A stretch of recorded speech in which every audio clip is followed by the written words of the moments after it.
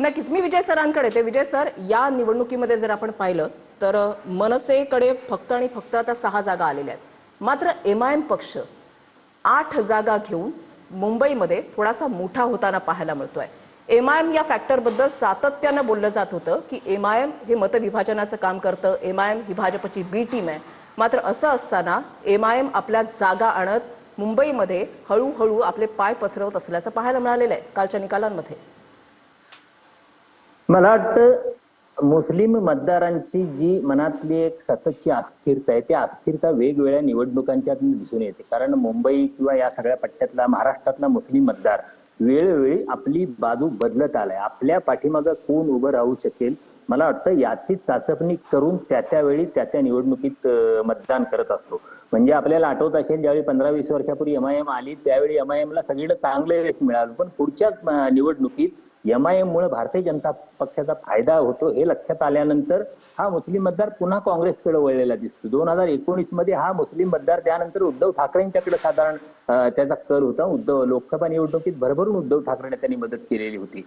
तर आता तो एमआयएम कडे पुन्हा वळलाय, हे आश्चर्यकारक आहे। त्याचं कारण असं की याचा अर्थ काँग्रेसकडून त्याचा भ्रमनिरास झालाय का, उद्धव ठाकरेंच्याकडून भ्रमनिरास झाला का, या सगळ्या गोष्टी नीट विश्लेषण करायच्या, थोडा अंदाज घेऊन परिस्थिती, म्हणजे एवढ्या तातडीने त्याचं विश्लेषण करता येणार नाही। मुस्लिम इथला जो समाज आहे त्याच्या मनात जी असुरक्षितता आहे, त्या असुरक्षिततेत म्हणजे भारतीय जनता पक्षाकडून, हिंदुत्ववादी संघटनांच्याकडून वेळोवेळी त्यांच्या संदर्भात शंका घेतल्या जात असताना, त्यांना उपद्रव केला असताना आपल्या बाजूने ठामपणे कोण आवाज देतोय मोठ्यानं, मला वाटतं हा विचार यावेळी मुस्लिम मतदारांनी केलेला दिसून त्याचा फायदा एमआयएमला झाला दिसतोय। कारण आपण बघितलं गेल्या काही महिन्यात सातत्यानं एमआयएम औरंगाबाद म्हणजे छत्रपती संभाजीनगर असेल, मुंबई वेळ ठिकठिकाणी जिथं जिथं मुस्लिम समाजाच्या संदर्भात प्रश्न उपस्थित झाले तिथं तिथं एमआयएमच्या स्थानिक पातळीवरच्या किंवा दुय्यम तिय्यम फळीतल्या नेत्यांनी तिथं हिंदुत्ववादी संघटनांना आवाज दिलाय आणि मला वाटतं त्याला हा मुस्लिम मतदारांनी दिलेला प्रतिसाद असावा।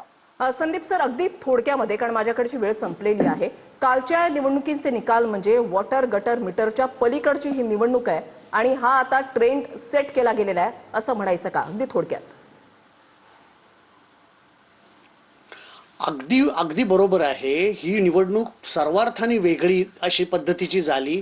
म्हणजे या निवडणुकीमध्ये बिनविरोध सदस्य निवडून आणण्याचा झालेला एक नवीन शोध, त्याचबरोबर जे काही ज्या पद्धतीने एकूण पैशाचा आणि सगळ्या गोष्टींचा वापर झाला ते सगळं बघता कुठेतरी राजकारणातून पैसा आणि पैशातून पुन्हा निवडणुका जिंकणं आणि पुन्हा सत्तेत आल्यावर पुन्हा पैसे जमा करणं, असं एक दुष्टचक्र हे मला असं वाटतं या निवडणुकीच्या निमित्ताने पुन्हा एकदा दिसून आलेलं आहे।